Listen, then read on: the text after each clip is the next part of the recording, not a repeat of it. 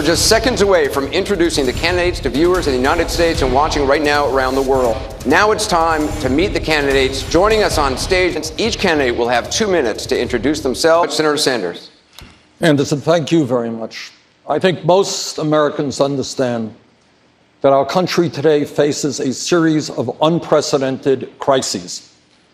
The middle class of this country for the last 40 years has been disappearing.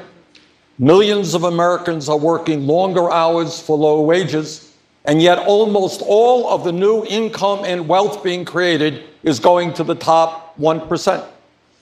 As a result of this disastrous Citizens United Supreme Court decision, our campaign finance system is corrupt and is undermining American democracy. Millionaires and billionaires are pouring unbelievable sums of money into the political process in order to fund super PACs and to elect candidates who represent their interests, not the interests of working people. Today, the scientific community is virtually unanimous. Climate change is real, it is caused by human activity, and we have a moral responsibility to transform our energy system away from fossil fuel to energy efficiency and sustainable energy and leave this planet a habitable planet for our children and our grandchildren. Today in America, we have more people in jail than any other country on earth. African American youth unemployment is 51%. Hispanic youth unemployment is 36%. It seems to me that instead of building more jails and providing more incarceration, maybe, just maybe, we should be putting money into education and jobs for our kids. What this campaign is about is whether we can mobilize our people to take back our government from a handful of billionaires and create the vibrant democracy we know we can and should have. Thank you.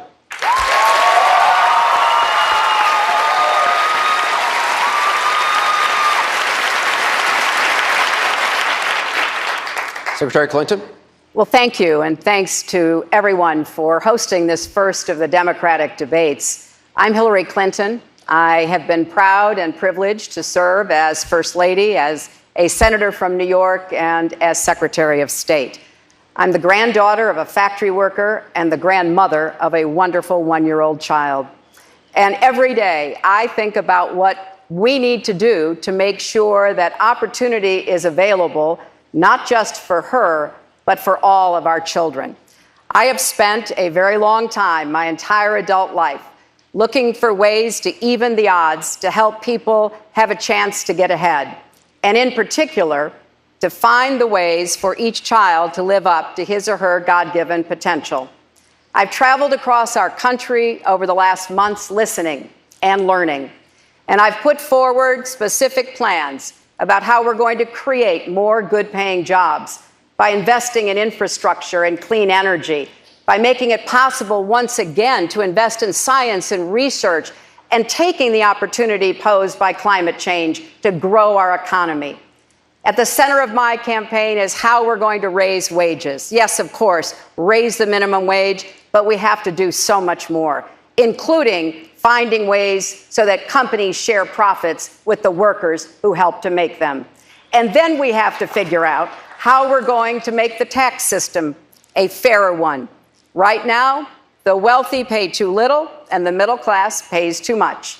So I have specific recommendations about how we're going to close those loopholes, make it clear that the wealthy will have to pay their fair share, and have a series of tax cuts for middle class families. And I want to do more to help us balance family and work.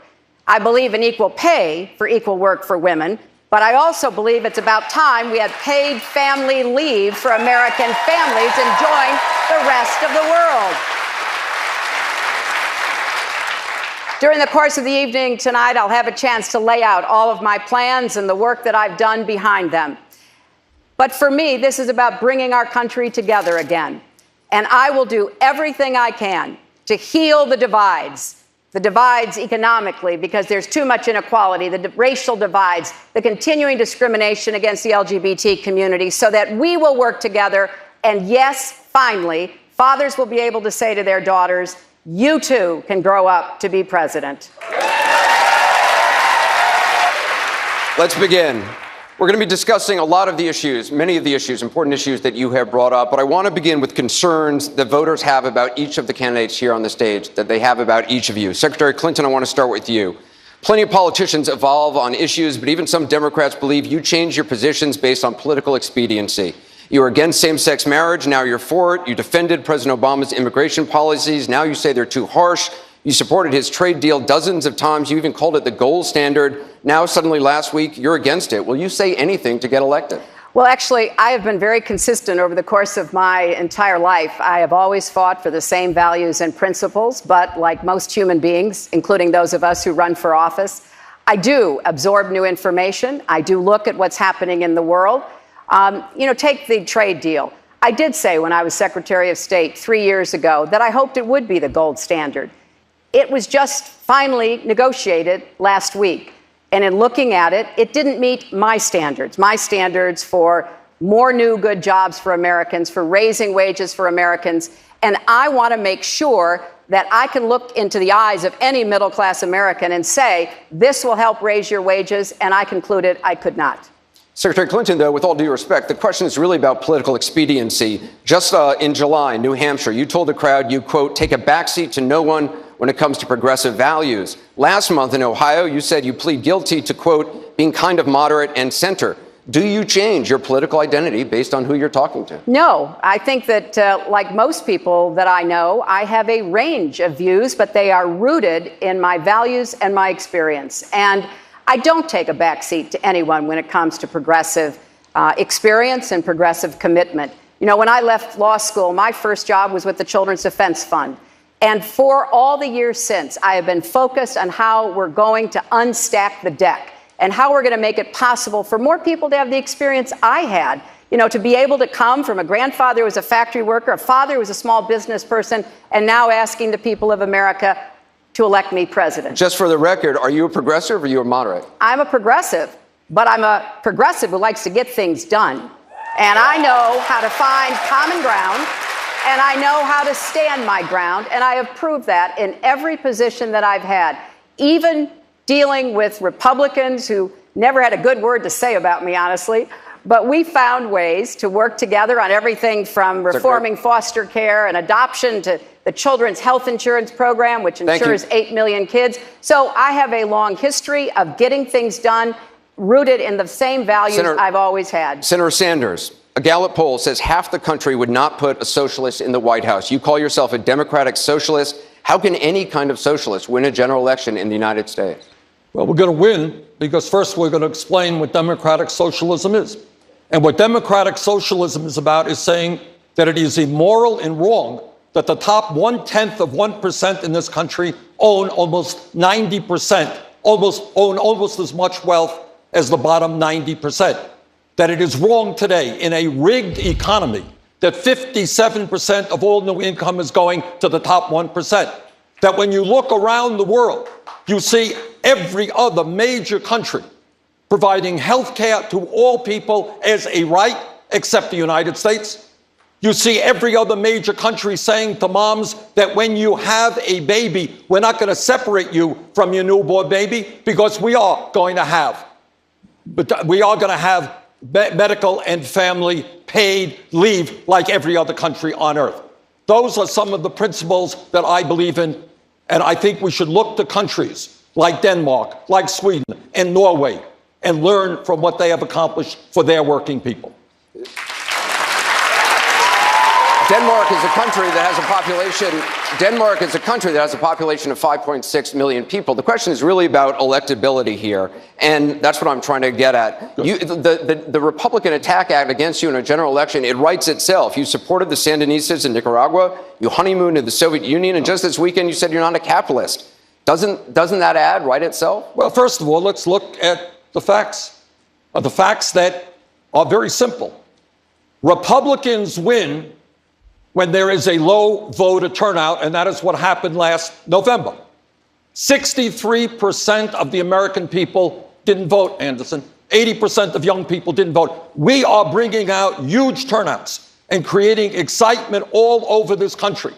Democrats at the White House on down will win when there is excitement and a large voter turnout, and that is what this campaign is doing. You don't consider yourself a capitalist, though? Do I consider myself part of the casino capitalist process by which so few have so much and so many have so little, by which Wall Street, greed and recklessness wreck this economy? No, I don't. I believe in a society where all people do well, not just a handful of billionaires. Just to be clear, is there anybody else on the stage who's not a capitalist? Well, let me just follow up on that, Anderson, because when I think about capitalism, I think about all the small businesses that were started because we have the opportunity and the freedom in our country for people to do that and to make a good living for themselves and their families. And I don't think we should confuse what we have to do every so often in America, which is save capitalism from itself. And I think what Senator Sanders is saying certainly makes sense in the terms of the inequality that we have. But we are not Denmark. I love Denmark. We're the United States of America, and it's our job to rein in the excesses of capitalism so that it doesn't run amok and doesn't cause the kind of inequities that we're seeing in our economic system. But we would be making a grave mistake to turn our backs on what built the greatest middle class in the history of the world. Senator Sanders? I mean, everybody is in agreement that we are a great entrepreneurial nation. We have got to encourage that. Of course, we have to support small and medium-sized businesses. But you can have all of the growth that you want, and it doesn't mean anything if all of the new income and wealth is going to the top 1%. So what we need to do is support small and medium-sized businesses, the backbone of our economy. But we have to make sure that every family in this country gets a fair shake, not just the billionaires. We're going to have a lot more on these issues, but we're going to start with the guns. The shooting in Oregon earlier this month. Once again, it brought the issue of guns into the national conversation. Over the last week, guns have been the most discussed political topic on Facebook by 2-1. Senator Sanders, you voted against the Brady bill, mandated background checks and a waiting period. You also supported allowing riders to bring guns in checked bags on Amtrak trains. For a decade, you said that holding gun manufacturers legally responsible for mass shootings is a bad idea. Now you say you're reconsidering that. Which is it? Shield the gun companies from lawsuits or not? Let's begin, Anderson, by understanding that Bernie Sanders has a D- voting record from the NRA. Let's also understand that back in 1988, when I first ran for the United States Congress, way back then, I told the gun owners of the state of Vermont, and I told the people of the state of Vermont, a state which has virtually no gun control, that I supported a ban on assault weapons. And over the years, I have strongly supported instant background checks, doing away with this terrible gun show loophole. And I think we've got to move aggressively at the federal level in dealing with the straw man purchases. Also, I believe, and I've fought for, to understand that there are thousands of people in this country today who are suicidal, who are homicidal, but can't get the health care that they need, the mental health care, because they don't have insurance or they're too poor. I believe that everybody in this country has a mental crisis, has got to get mental health counseling immediately. Do you want to shield gun companies from lawsuits or not? This was a large and complicated bill. There were provisions in it that I think made sense. For example, do I think that a gun shop in the state of Vermont that sells legally a gun to somebody, and that somebody goes out and does something crazy, that gun shop owner should be held responsible? I don't. On the other hand, where you have manufacturers and where you have gun shops knowingly giving guns to criminals or aiding and abetting that, of course we should take action. Secretary Clinton, is Bernie Sanders tough enough on guns? No, not at all. I think that we have to look at the fact that we lose 90 people a day from gun violence. This has gone on too long, and it's time the entire country stood up against the NRA. The majority of our country supports background checks, and even the majority of gun owners do. Senator Sanders did vote 5 times against the Brady bill. Since it was passed, more than 2 million prohibited purchases have been prevented. He also did vote, as he said, for this immunity provision. I voted against it. I was in the Senate at the same time. It wasn't that complicated to me. It was pretty straightforward to me that he was going to give immunity to the only industry in America. Everybody else has to be accountable, but not the gun manufacturers. And we need to stand up and say enough of that. We're not going to let it continue. We're going to bring you all in on this, but Senator Sanders, you have to be able to respond. As a senator from a rural state, what I can tell Secretary Clinton, that all the shouting in the world is not going to do what I would hope all of us want, and that is keep guns out of the hands of people who should not have those guns and end this horrible violence that we are seeing. I believe that there is a consensus in this country, a consensus that said we need to strengthen and expand instant background checks, do away with this gun show loophole, that we have to address the issue of mental health, that we have to deal with the straw man purchasing issue, Senator, and that when we develop that consensus, Senator, we can finally do something to address this. Secretary Clinton, Russia, they're challenging the U.S. in Syria. According to U.S. intelligence, they've lied about who they're bombing. You spearheaded the reset with Russia. Did you underestimate the Russians as president? What would your response to Vladimir Putin be right now in Syria? Well, first of all, we got a lot of business done with the Russians when Medvedev was the president and not Putin. We got a nuclear arms deal. We got the Iranian sanctions. We got an ability to bring important material and equipment to our soldiers in Afghanistan. There's no doubt that when Putin came back in and said he was going to be president, that did change the relationship. We have to stand up to his bullying, and specifically in Syria, it is important, and I applaud the administration because they are engaged in talks right now with the Russians to make it clear that they've got to be part of the solution to try to end that bloody conflict and to provide safe zones so that people are not going to have to be flooding out of Syria at the rate they are. And I think it's important, too, that the United States make it very clear to Putin that it's not acceptable for him to be in Syria, creating more chaos, bombing people on behalf of Assad. And we can't do that if we don't take more of a leadership position, which is what I'm advocating. Senator Sanders, what would you do differently? Well, let's understand that when we talk about Syria, you're talking about a quagmire in a quagmire.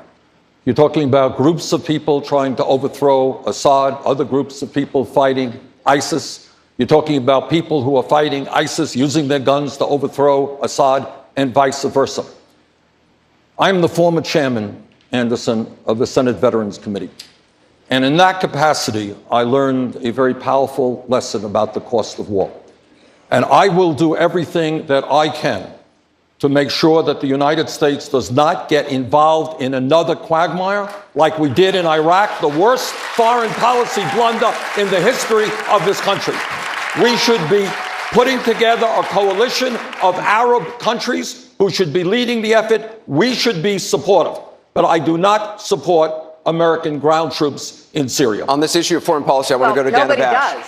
Nobody does, Senator Sanders. I want to go over to Dana Bash. Dana? Governor Chafee, you were the only Republican in the Senate to vote against the Iraq War. You say Secretary Clinton should be disqualified from the presidency because she voted in favor of using force in Iraq. She has since said that her vote was a mistake. Why isn't that good enough? Well, we just heard Senator Sanders say that it's the worst decision in American history. Secretary Clinton, he's questioning your judgment. Well, I recall very well being on a debate stage, I think about 25 times, with then Senator Obama, debating this very issue. After the election, he asked me to become Secretary of State. He valued my judgment, and I spent a lot of time with him in the Situation Room, going over some very difficult issues. You know, I agree completely. We don't want American troops on the ground in Syria. I never said that. What I said was we had to put together a coalition, in fact, something that I worked on before I left the State Department to do. And yes, it should include Arabs, people in the region, because what I worry about is what will happen with ISIS gaining more territory, having more reach, and frankly posing a threat to our friends and neighbors in the region and far beyond. So I think whether you're talking about the tough decision that President Obama had to make about Osama bin Laden, where I was one of his few advisors, or putting together that coalition to impose sanctions on Iran, I think I have a lot of evidence about what I would do as president. Senator Sanders, I want to bring you in here. My question for you is, as a congressman, you voted against the Iraq War. You voted against the Gulf War. You're just talking about Syria. But under what circumstances would a President Sanders actually use force? Let me just respond to something the Secretary said. First of all, she is talking about, as I understand it, a no-fly zone in Syria, which I think is a very dangerous situation, could lead to real problems. Second of all, I heard the same evidence from President Bush and Dick Cheney and Don Rumsfeld about why we should overthrow Saddam Hussein and get involved in the war. I would urge people to go to BernieSanders.com, hear what I said in 2002. And I say without any joy in my heart that much of what I thought would happen about the destabilization, in fact, did happen. So I think the president is trying very hard to thread a tough needle here. And that is to support those people who are against Assad, against ISIS, without getting us on the ground there. And that's the direction I believe we should have to go. But Senator Sanders, you didn't answer the question. Under what circumstances would you actually use force? Well, obviously, I voted when President Clinton said, let's stop ethnic cleansing in Kosovo. I voted for that. I voted to make sure that Osama bin Laden was held accountable in Afghanistan when our country is threatened or when our allies are threatened. I believe that we need coalitions to come together to address the major crises of this country. I do not support the United States getting involved in unilateral action. Let's work with our allies. I'm going to bring you all in on this. Secretary Clinton voted to authorize military force in Iraq, supported more troops in Afghanistan. As Secretary of State, she wanted to arm Syrian rebels and push for the bombing of Libya. Is she too quick to use military force? And let me say, because there's a lot of loose talk going on here, we are already flying in Syria, just as we are flying in Iraq. Right. The president has made a very tough decision. What I believe, and why I have advocated that the no-fly zone, which of course would be in a coalition, be put on the table, is because I'm trying to figure out what leverage we have to get Russia to the table. You know, diplomacy is not about getting to the perfect solution. It's about how you balance the risk. Thank you. And I think we have an opportunity here. And I know that inside the administration, this is being hotly debated, to get that leverage, to try to get the Russians to have to deal with everybody in the region to begin to move toward a political, diplomatic solution in Syria. Senator. Well, I think Mr. Putin is going to regret what he is doing. I think that when he gets into that... He doesn't seem to be the type of guy to regret a lot. Well, I think he is already regretting what he did in Crimea and what he is doing in the Ukraine. I think he is really regretting the decline of his economy. And I think what he is trying to do now is save some face. But I think when Russians get killed in Syria and when he gets bogged down, I think the Russian people are going to give him a message that maybe they should come home, maybe they should start working with the United States to rectify the situation there. Secretary Clinton, on the campaign trail, Governor Webb has said that he would never have used military force in Libya and that the attack on the U.S. consulate in Benghazi was inevitable. Should you have seen that attack coming? Well, let's remember what was going on. We had a murderous dictator, Gaddafi, who had American blood on his hands, as I'm sure you remember, threatening to massacre large numbers of the Libyan people. We had our closest allies in Europe burning up the phone lines, begging us to help them try to prevent what they saw as a mass genocide, in their words. And we had the Arabs standing by our side saying, we want you to help us deal with Gaddafi.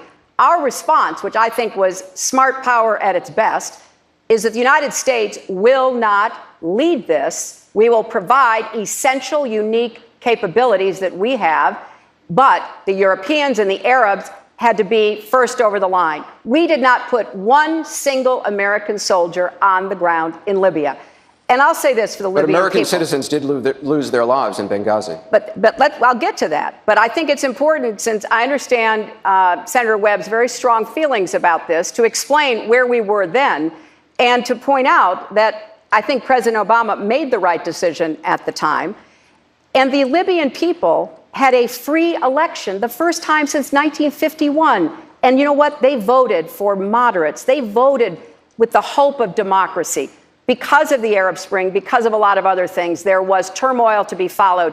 But unless you believe the United States should not send diplomats to any place that is dangerous, which I do not, then when we send them forth, there is always the potential for danger and risk. Senator Sanders, tell an American soldier who's watching right now tonight in Afghanistan why you can be commander-in-chief, given that you applied for conscience objector status. Let me applaud my good friend Jim Webb for his service to this country in so many ways.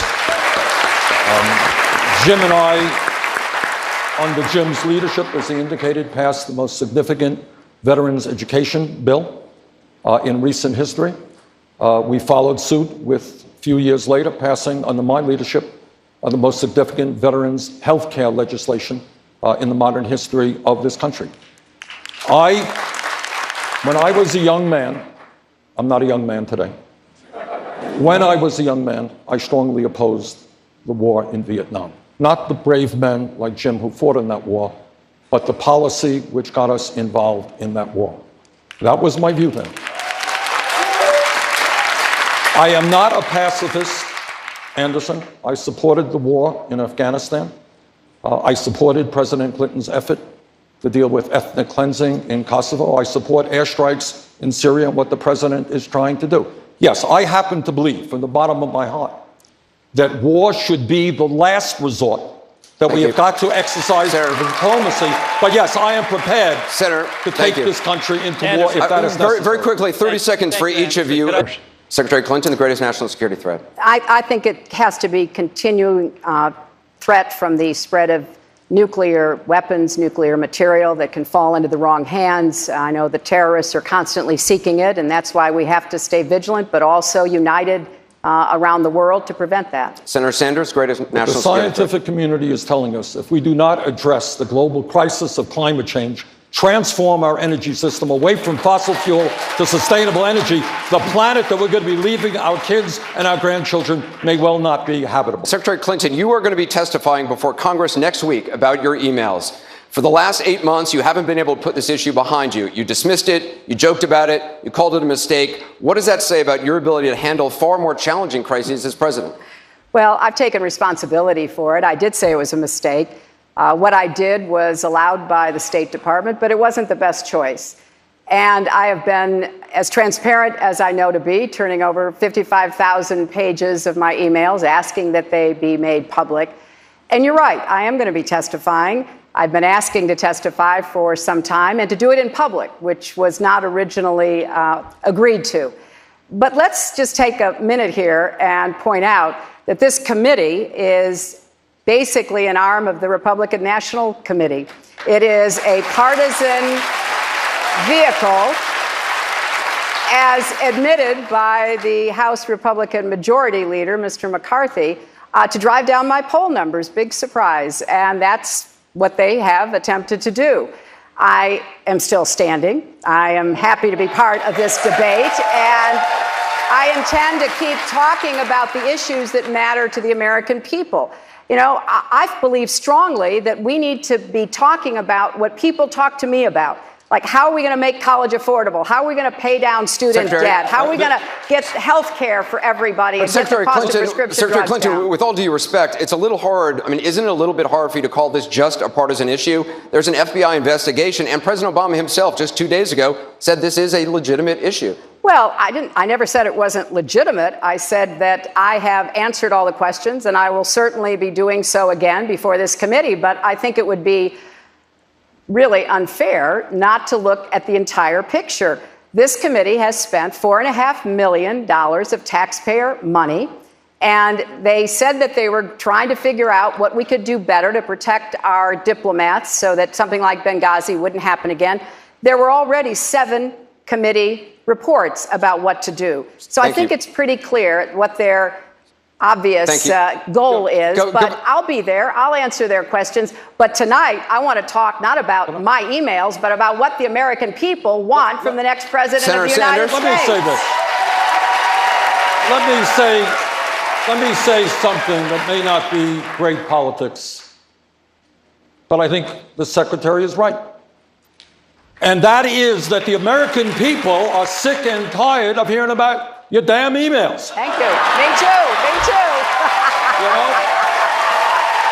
The middle class, Anderson, and let me say something about the media as well.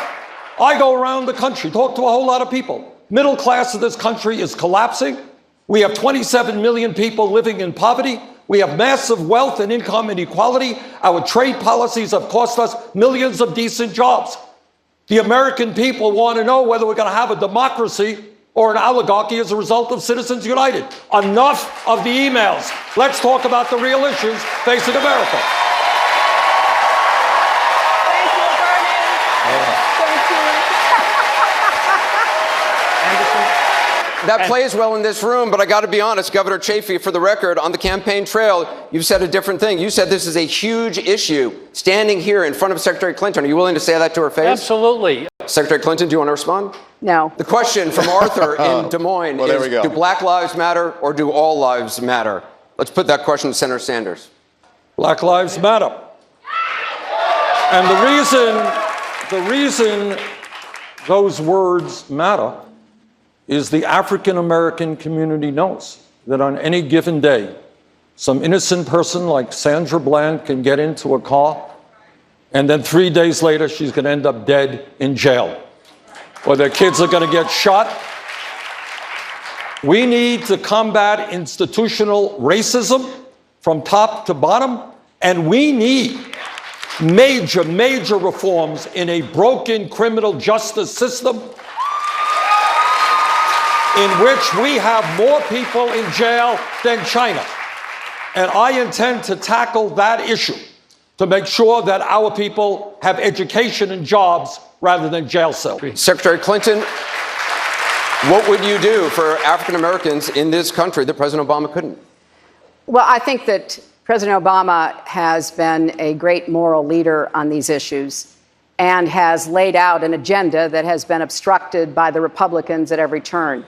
So what we need to be doing is not only reforming criminal justice, I have talked about that at some length, including things like body cameras, but we also need to be following the recommendations of the commission that President Obama impaneled on policing. There is an agenda there that we need to be following up on. Similarly, we need to tackle mass incarceration.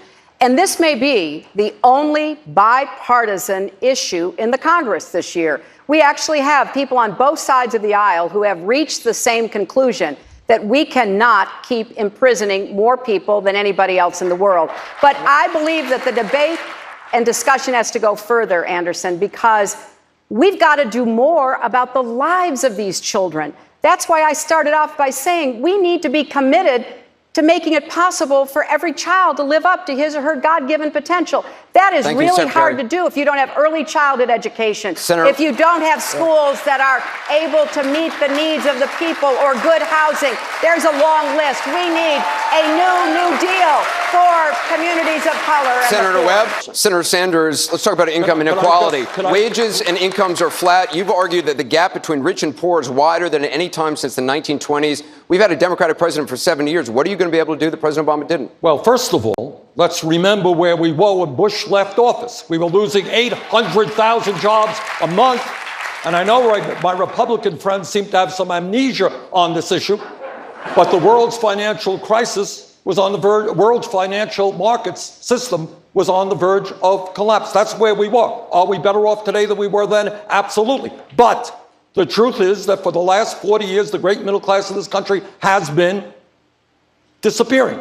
And in my view, what we need to do is create millions of jobs by rebuilding our crumbling infrastructure, raise the minimum wage to $15 an hour, have pay equity for women workers, end our disastrous trade policies, which have cost us millions of jobs, and make every public college and university in this country tuition free. Secretary Clinton, I need to jump in on this I'll let you jump in a moment. Everybody will get in on this in a moment. Secretary Clinton, how would you address this issue? in all candor, you and your husband are part of the 1%. How can you credibly represent the views of the middle class?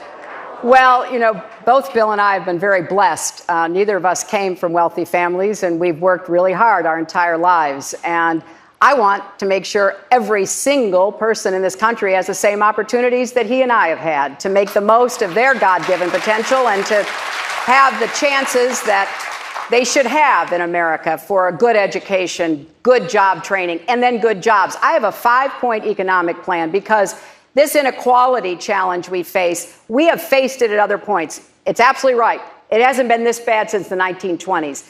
But if you look at the Republicans versus the Democrats when it comes to economic policy, there is no comparison. Thank you. The economy does better when you have a Democrat in the White House, and that's why we need to have a Democrat in the White House in January 2017. I do, just for viewers at home who may not be reading up on this, Glass-Steagall's Depression-era banking laws repealed in 1999 and prevented commercial banks from engaging in investment banking and insurance activities.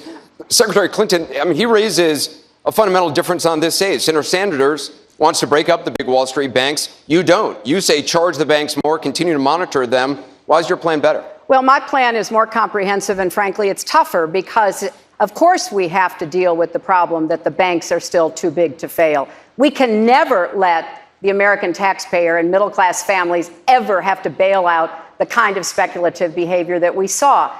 But we also have to worry about some of the other players. AIG, a big insurance company, Lehman Brothers, an investment bank. There's this whole area called shadow banking. That's where the experts tell me the next potential problem could come from. So I'm with both Senator Sanders and Governor O'Malley in putting a lot of attention onto the banks. And the plan that I have put forward would actually empower regulators to break up big banks if we thought they posed a risk. But I want to make sure we're going to cover everybody, not what caused the problem last time, but what could cause it next Senator time. Sanders, Secretary Clinton just said that her policy is tougher than yours. Well, that's not true. Why? Let us be clear that the greed and recklessness and illegal behavior of Wall Street, where fraud is a business model, helped to destroy this economy and the lives of millions of people. Check the record.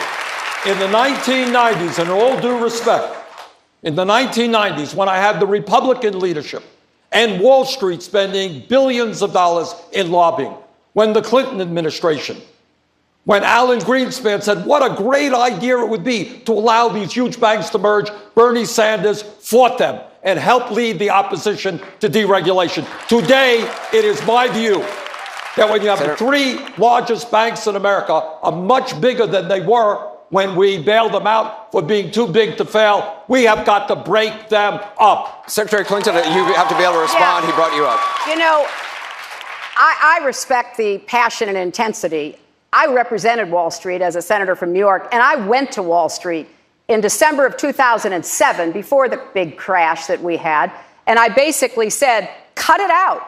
Quit foreclosing on homes. Quit engaging in these kinds of speculative behaviors. I took on the Bush administration for the same thing. So I have thought deeply and long about what we're going to do exactly what I think both the senator and the governor want, which is to rein in and stop this risk. And my plan would have the potential of actually sending the executives to jail. Nobody went to jail after $100 billion in fines were paid, and would give regulators the authority to go after the big banks.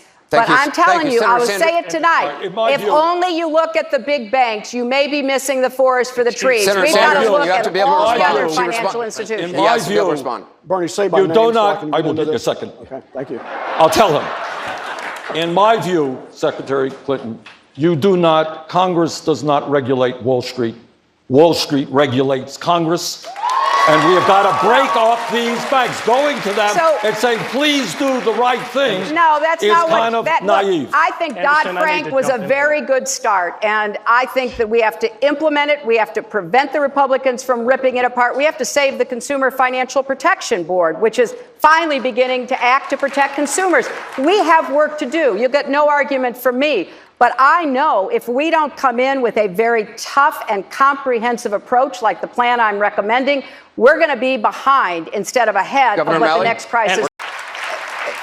You know, everybody on this stage has changed a position or two. We've been around a cumulative quite some period of time.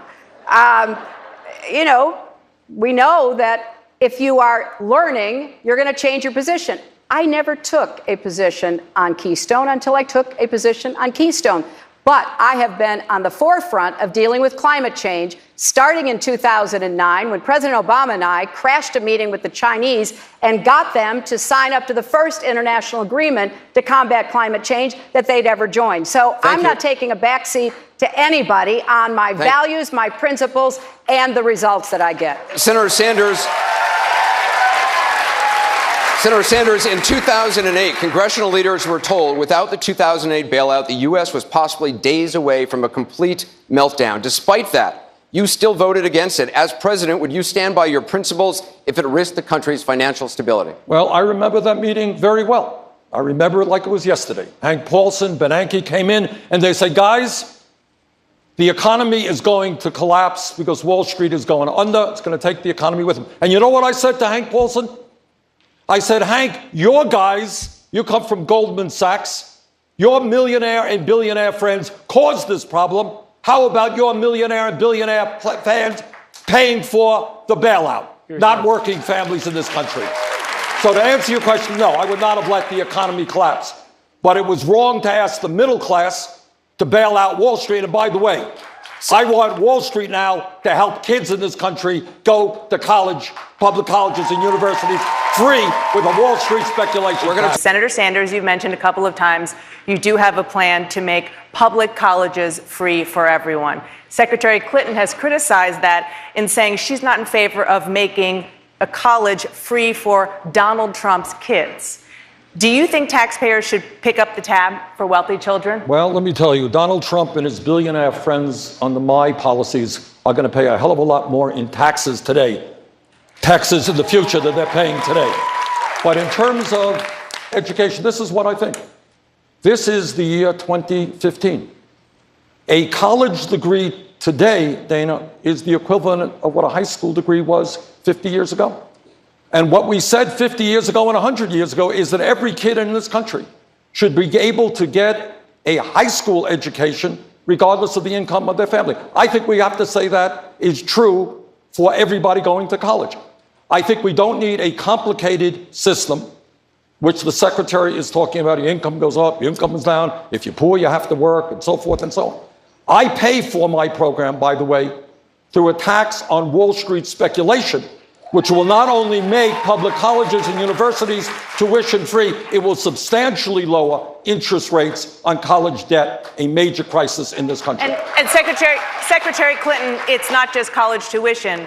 Senator Sanders is talking about expanding Social Security and giving all Americans Medicare. What's wrong with that? Well, let me address college affordability because I have a plan that I think will really zero in on what the problems are. First, all the 40 million Americans who currently have student debt will be able to refinance their debt to a low interest rate. That will save thousands of dollars for people who are now struggling under this cumbersome, burdensome college debt. As a young student in Nevada said to me, the hardest thing about going to college should not be paying for it. So then we have to make it more affordable. How do we make it more affordable? My plan would enable anyone to go to a public college or university tuition free. You would not have to borrow money for tuition. But I do believe, and maybe it's because I worked when I went through college, I worked when I went through law school, I think it's important for everybody to have some part of getting this accomplished. That's why I call it a compact. Secretary so yes, Clinton. I would like students to work 10 hours a week. Can you answer in order to make it possible for them to afford their education. And I want colleges to get their costs down. They are outrageously high in what they're charging. The question was not just about tuition, though. It was about Senator Sanders' plan to expand Social Security, to make Medicare available to all Americans. Is that something that you would support? And if not, why not? Well, I fully support Social Security, and the most important fight we're going to have is defending it against continuing Republican efforts to privatize it. I want to enhance the benefits for the poorest recipients of Social Security. We have a lot of women on Social Security, particularly widowed and single women who didn't make a lot of money during their careers, and they are impoverished, and they need more help from the Social Security system. And I will focus on helping those people who need it the most. And of course, I'm going to defend Social Security. I'm going to look for ways to try to make sure it's solvent into the future. And we also need to talk about health care at some time, because we agree on the goals, we just disagree on the means. In the Congress and some Democrats were talking about cutting Social Security and benefits for disabled veterans through the so-called chain CPI. I founded a caucus called the Defending Social Security Caucus. My view is that when you have millions of seniors in this country trying to get by, and I don't know how they do, on $11,000, $12,000, $13,000 a year, you don't cut Social Security, you expand it. And the way you expand it is by lifting the cap on taxable incomes, so that you do away with the absurdity of a millionaire paying the same amount into the system as somebody making $118,000. You do that, Social Security is solvent until 2061, and you can expand that. Senator Sanders, I want to bring it over to Juan Carlos Lopez from CNN en Español, where obviously Nevada has had the highest percentage of undocumented immigrants of any state in the country as of last year. Juan Carlos? Gracias, Anderson. Senator Sanders, in 2013, you voted for immigration reform. But in 2007, when Democrats controlled Congress and the Bush White House was on board, you voted against it. Why should Latino voters trust you now when you left them at the altar at the moment when reform was very close? I didn't leave anybody at the altar. I voted against that piece of legislation because it had guest worker provisions in it, which the Southern Poverty Law Center talked about being semi-slavery. Guest workers are coming in, they're working under terrible conditions, but if they stand up for their rights, they're thrown out of the country. I was not the only progressive to vote against that legislation for that reason. Tom Harkin, a very good friend of Hillary Clinton's and mine, one of the leading labor advocates, also voted against that. Tom Harkin isn't running for president. I know you that, are. but a point being is that progressives did vote against that for that reason. My view right now, and always has been, is that when you have 11 million undocumented people in this country, we need comprehensive immigration reform. We need a path toward citizenship. We need to take people out of the shadows. And Juan Carlos. Secretary Clinton, Governor O'Malley wants to open up Obamacare to millions of undocumented immigrants and their children, including almost 90,000 people right here in Nevada. Do you?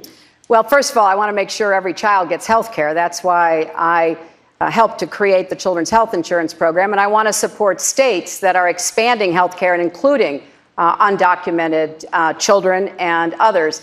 I want to open up the opportunity for immigrants to be able to buy in to the exchanges under the Affordable Care Act. I think to go beyond that, as I understand what Governor O'Malley has recommended, so that they would get the same subsidies, I think that it raises so many issues.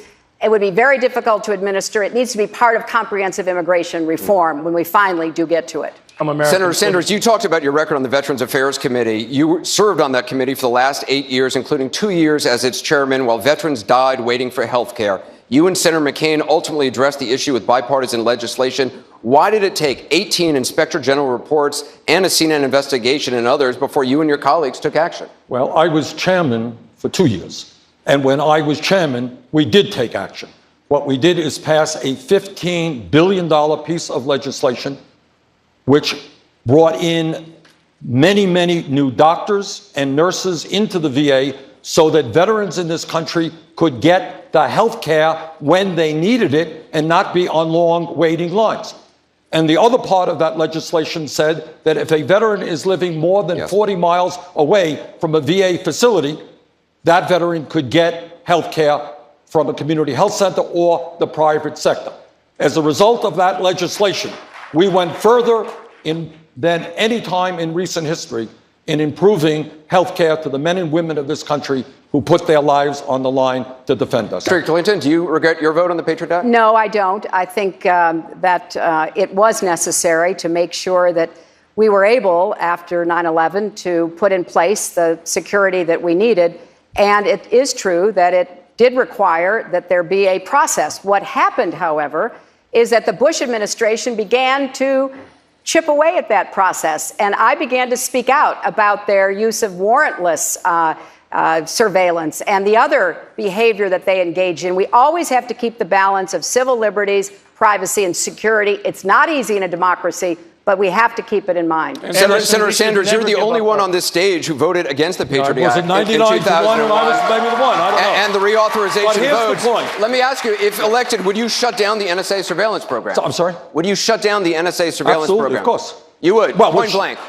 Well, I would shut down, I'd shut down what exists right now is that virtually every telephone call in this country ends up in a file at the NSA. That is unacceptable to me. But it's not just government surveillance. I think the government is involved in our emails, is involved in our websites. Corporate America is doing it as well. If we are a free country, we have the right to be free. Yes, we have to defend ourselves against terrorism, but there are ways to do that without impinging on our constitutional rights and our privacy rights. Edward Snowden, is he a traitor or a hero? He broke the laws of the United States. He could have been a whistleblower. He could have gotten all of the protections of being a whistleblower. He could have raised all the issues that he has raised.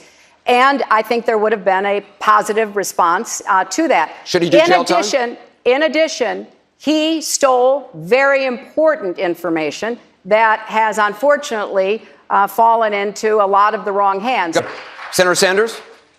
Edward Snowden. I think Snowden played a very important role in educating the American people to the degree in which our civil liberties and our constitutional rights are being undermined. Is he a hero?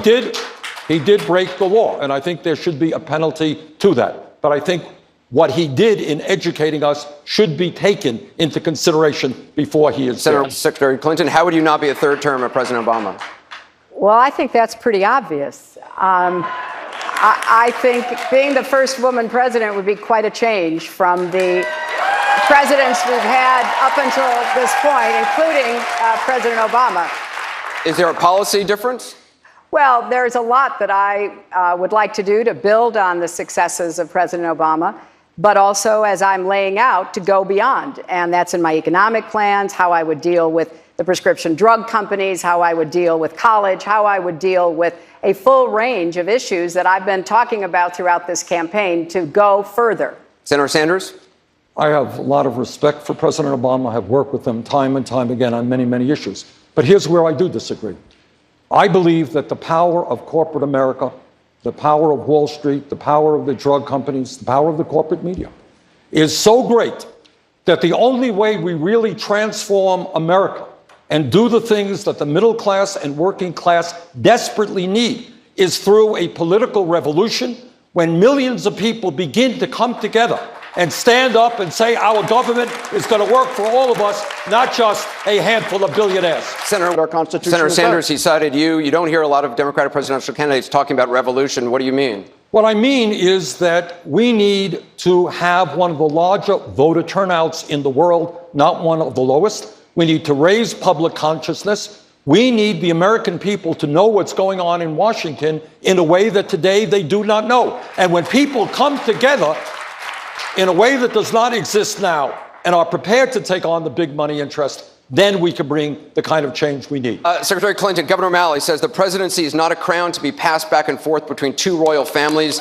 This year has been the year of the outsider in politics. Just ask Bernie Sanders, why should Democrats embrace an insider like yourself? Well, I can't think of anything more of an outsider than electing the first woman president, but I'm not just running because I would be the first woman president. I'm running because I have a lifetime of experience in getting results and fighting for people, fighting for kids, for women, for families, fighting to even the odds. And I know what it takes to get things done. I know how to find common ground, and I know how to stand my ground. And I think we're going to need both of those in Washington to get anything that we're talking about up here accomplished. So I'm very happy that I have both the commitment of a lifetime and the experience of a lifetime to bring together to offer the American people. if you want. I would not ask anyone to vote for me based on my last name. I'd ask them to listen to what I'm proposing, look at what I accomplished in the Senate as Secretary of State, and then draw your own conclusion. I certainly am not campaigning to become president because my last name is Clinton. I'm campaigning because I think I have the right combination of what the country needs at this point, and I think I can take the fight to the Republicans because we cannot afford a Republican to succeed Barack Obama as President of the United States. Senator Sanders, does she have the right stuff? I think that there is profound frustration all over this country with establishment politics. I am the only candidate running for president who is not a billionaire, who has raised substantial sums of money, and I do not have a super PAC. I am not raising money from millionaires and billionaires. And in fact, tonight, in terms of what a political revolution is about, there are 4,000 house parties, 100,000 people in this country watching this debate tonight who want real change in this country. We've got a lot of questions we got about climate change. Senator Sanders, are you tougher on climate change than Secretary Clinton? Well, I will tell you this. I believe, and Pope Francis made this point, this is a moral issue. The scientists are telling us that we need to move extremely boldly. I am proud that along with Senator Barbara Boxer a few years ago, we introduced the first piece of climate change legislation which called for a tax on carbon. And let me also tell you that nothing is going to happen unless we are prepared to deal with campaign finance reform, because the fossil fuel industry is funding the Republican Party, which denies the reality of climate change and certainly is not prepared to go forward aggressively. This is a moral issue. We have got to be extremely aggressive in working with China, India, Russia. The planet, the future of the planet is at stake. Secretary Clinton, I want you to be able to respond, and then I'm going to go to Dana. Well, that's exactly what I've been doing. When we met in Copenhagen in 2009, and literally President Obama and I were hunting for the Chinese, going throughout this huge convention center because we knew we had to get them to agree to something, because there will be no effective efforts against climate change unless China and India join with the rest of the world. They told us they'd left for the airport. We found out they were having a secret meeting. We marched up, we broke in. We said, we've been looking all over for you. Let's sit down and talk about what we need to do. And we did come up with the first international agreement that China has signed. Thanks to President Obama's leadership, it's now gone much further. And I do think that the bilateral agreement that President Obama made with the Chinese was significant. Thank you, Secretary. Now, it needs to go further, and there will be an international meeting at the end of this year, and we must get verifiable commitments to fight climate change from every country gathered there. Dana Bash? Secretary Clinton, you now support mandated paid family leave. Mm-hmm. Carly Fiorina, the first female CEO of a Fortune 50 company, argues if the government requires paid leave, it will force small businesses to, quote, hire fewer people and create fewer jobs. What do you say not only to Carly Fiorina, but also a small business owner out there who says, you know, I like this idea, but I just can't afford it? Well, I'm surprised she says that because California has had a paid leave program for a number of years. And she's talking all of on the federal level. Well, but on a state level, a state as big as many countries in the world, and it has not had the ill effects that the Republicans are always saying it will have. And I think this is typical Republican scare tactics. We can design a system and pay for it that does not put the burden on small businesses. I remember as a young mother, you know, having a baby wake up who was sick, and I'm supposed to be in court because I was practicing law. I know what it's like. And I think we need to recognize the incredible challenges that so many parents face, particularly working moms. I see my good friend, Senator Gillibrand, in the front row. She's been a champion of this. We need to get a consensus through this campaign, which is why I'm talking about it everywhere I go, and we need to join the rest of the advanced world in having it. Secretary Clinton, even many people who agree with you might say, look, this is very hard to do, especially in today's day and age. There are so many people who say, really, another government program? Is that what you're proposing? And at the expense of taxpayer money? Well, look, You know, when people say that, it's always the Republicans or their sympathizers who say you can't have paid leave, you can't provide health care. They don't mind having big government to interfere with a woman's right to choose and to try to take down Planned Parenthood. They're fine with big government when it comes to that. I'm sick of it. You know, we can do these things. We should not be paralyzed. We should not be paralyzed by the Republicans and their constant refrain, big government this, big government that, except for what they want to impose on the American people. I know we can afford it because we're going to make the wealthy pay for it. That is the way to get it done. Senator Sanders. Yeah, Dana, here's the point. Every other major country on earth, everyone, including some small countries, say that when a mother has a baby, she should stay home with that baby. We are the only major country that is an international embarrassment that we do not provide paid family and medical leave. Second of all, the Secretary is right. Republicans tell us we can't do anything except give tax breaks to billionaires and cut Social Security, Medicare, and Medicaid. That's not what the American people want. So Senator Sanders, right here in Nevada, there will be a measure to legalize recreational marijuana on the 2016 ballot. You said you smoked marijuana twice, didn't quite work for you. If you were a Nevada resident, how would you vote? I suspect I would vote yes. And I would vote yes because I am seeing in this country too many lives being destroyed for nonviolent offenses. We have a criminal justice system that lets CEOs on Wall Street walk away, and yet we are imprisoning or giving jail sentences to young people who are smoking marijuana. I think we have to think through this war on drugs, which has done an enormous amount of damage. We need to rethink our criminal justice system, and we've got a lot of work to do in that area. Secretary Clinton, you told Christiana Amanpour you didn't smoke pot when you were young, and you're not going to start now. When asked about legalizing recreational marijuana, you told her, let's wait and see how it plays out in Colorado and Washington. It's been more than a year since you said that. Are you ready to take a position tonight? No. I think that we have the opportunity through the states that are pursuing recreational marijuana to find out a lot more than we know today.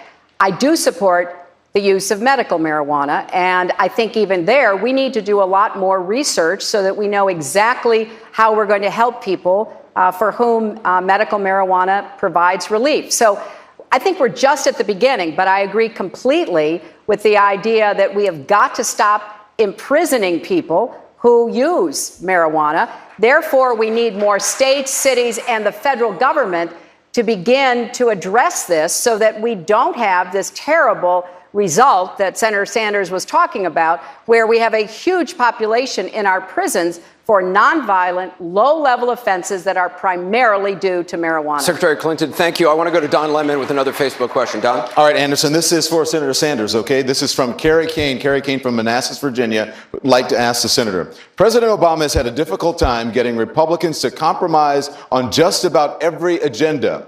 How will you approach this going forward, and will it be any different? Senator. The Republican Party, since I've been in the Senate and since President Obama has been in office, has played a terrible, terrible role of being total obstructionist.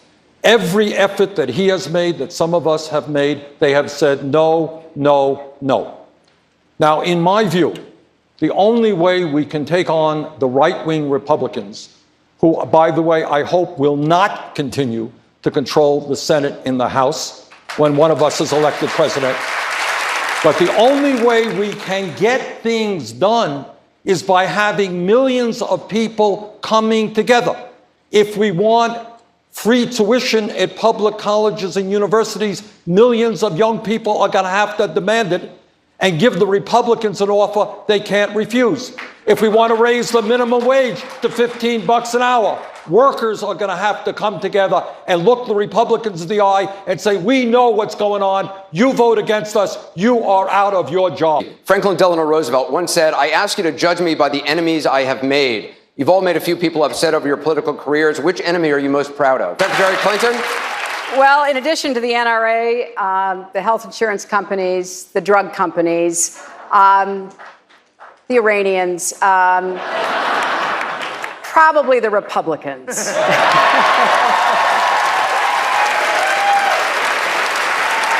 Senator Sanders? As someone who has taken on probably every special interest that there is in Washington, I would lump Wall Street and the pharmaceutical industry at the top of my list of people who do not like me. All right, time for closing statements. Each of you will have 90 seconds.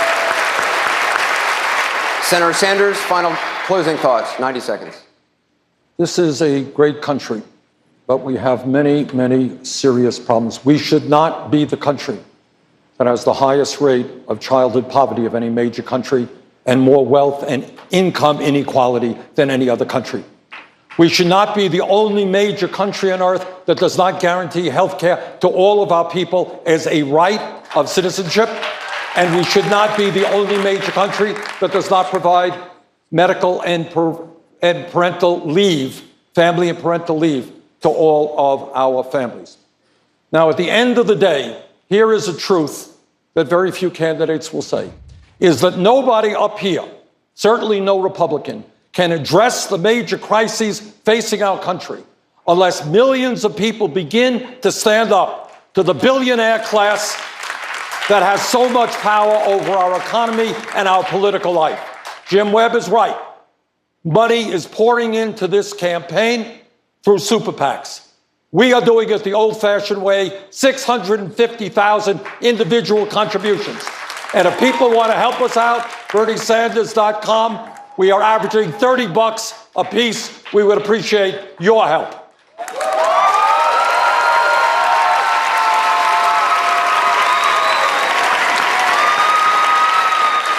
Secretary Clinton. Thank you very much, Anderson, and thanks to all the viewers who tuned in tonight. I think what you did see is that in this debate, we tried to deal with some of the very tough issues facing our country. That's in stark contrast to the Republicans who are currently running for president. What you have to ask yourself is who amongst us has the vision for actually making the changes that are going to improve the lives of the American people, who has the tenacity and the ability and the proven track record of getting that done. Now, I revere my late mother, and she gave me a lot of good advice, but one of the best pieces of advice she gave me was, you know, the issue is not whether or not you get knocked down, it's whether you get back up. America's been knocked down. That Great Recession, 9 million people lost their jobs. 5 million lost their homes. $13 trillion in wealth disappeared. And although we've made progress, we're standing but not running the way America needs to. My mission as president will be to raise incomes for hardworking middle-class families and to make sure that we get back to the basic bargain I was raised with. If you work hard and you do your part, you should be able to get ahead and stay ahead. Please join me in this campaign. Please come and make it clear that America's best days are still ahead. Thank you very much. Well, that does it for this Democratic presidential debate.